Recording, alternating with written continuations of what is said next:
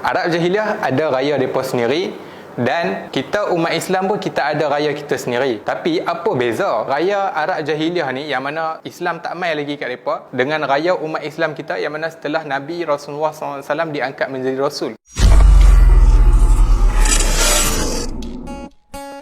Arab Jahiliyah dia ada dua perayaan, yang mana perayaan ni wajib mereka sambut setiap tahun. Perayaan pertama dikenali sebagai perayaan Nairuz. Perayaan Nairuz ni kalau kita tengok mereka sambut sebagai perayaan tahun baru, yang mana setiap kali habis tahun Masihi mereka akan sambutlah perayaan ni. Perayaan yang kedua yang disambut oleh golongan Arab Jahiliyah dulu dipanggil sebagai perayaan Mihrajan. Perayaan Mihrajan ni macam mana pula? Perayaan Mihrajan ni dia disambut lepas 6 bulan selepas perayaan Nairuz tu disambut.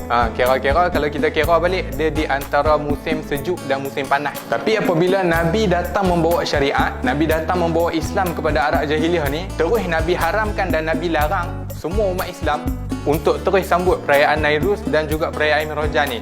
Sebab apa? Sebab perayaan Nairuz dan perayaan Mihrajan ni sambutan dia mengandungi ada unsur-unsur sembahan kepada berhala, dan yang mana bercanggah dengan kita Islam, yang mana kita Islam mentauhidkan Allah yang satu. Kemudian dia ada juga kalau kita tengok dalam perayaan Nairuz dan Mihrajan ni, depa sambut dengan minum arak dan depa sambut dengan tarian-tarian dan juga semua benda-benda yang melarakan dan yang mengalpakan lah. Kalau sambut tu memang kita tu tak ingat dunia. Tapi bila Islam mai ni, walaupun Nabi SAW melarang dua perayaan ni, Allah hadiahkan kita dengan dua perayaan yang baru, yakni perayaan Hari Raya Aidilfitri dan juga Hari Raya Aidil Adha. Dalam Aidilfitri ni kita nak sambut dua kemenangan.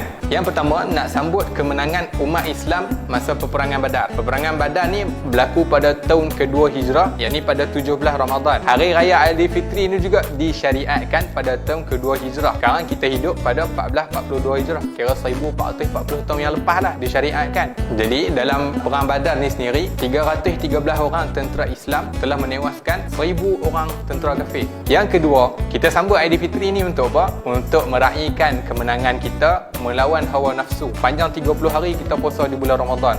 Kita puasa ni dengan kena tahan makan, tahan minum.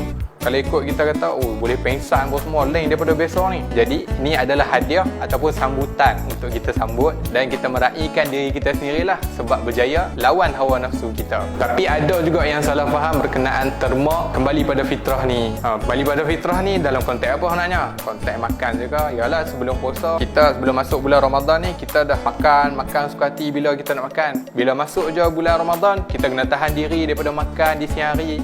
Dan bila masuk pula raya, boleh makan balik sehari. Yang tu bukan maksud kembali kepada fitrah tu. Nah, bukan macam tu. Kembali pada fitrah ni maksud dia kita kembali kepada fitrah kita, yakni suci daripada dosa. Kalau kita tengok bila kita duduk dalam madrasah Ramadan ni nak didik diri kita. Dan mana dalam bulan Ramadan kita kena kontrol kita punya makan. Kemudian kita kena kontrol tak boleh mengata orang, tak boleh mengumpat orang, dan kena kontrol daripada membazir dan sebagainya. Dan yang inilah buah natijah yang mana Allah sebut dalam Quran, la'allakum tattaqun. Moga-moga kamu menjadi orang yang bertakwa kepada Allah. Itu yang dibawa Aidilfitri ni kembali kepada fitrah, kembalikan kita kepada fitrah umat Islam yang sebenar, yang mana bertakwa kepada Allah. Dengan kurangnya daripada buat dosa, dengan banyakkan amal ibadah kita kepada Allah. Bila kita masuk bulan Ramadan, kita buat amal ibadah, kemudian kita keluar, kita teruskan amal ibadah kita. Yang itulah fitrah kita yang sebenar sebagai orang yang bertakwa dan orang yang beriman kepada Allah Subhanahu Wa Taala. Walaupun dalam fasa COVID-19 ni, kita jangan jadikan COVID-19 ni sebagai satu halangan untuk kita dirikan sunnah yang ada dalam Aidilfitri. Antara sunnah dia, kita bangun pagi, kita mandi sunat hari raya, kemudian kita pakai minyak atar wangi-wangian, pakai pakaian baru, berkumpul sesama keluarga kita sendiri, dan kalau ada jiran sebelah, kita tukar makanan dengan jiran sebelah. Moga-moga semua benda baik yang kita buat ni, insya-Allah Allah akan angkat bala dan ujian COVID-19 daripada kita. Sebagaimana sabda Nabi SAW dalam hadis riwayat Tabrani, sesiapa yang menghidupkan malam Aidilfitri dan malam Aidil Adha dengan amalan baik dan juga ikhlas kerana Allah Subhanahu Wa Taala,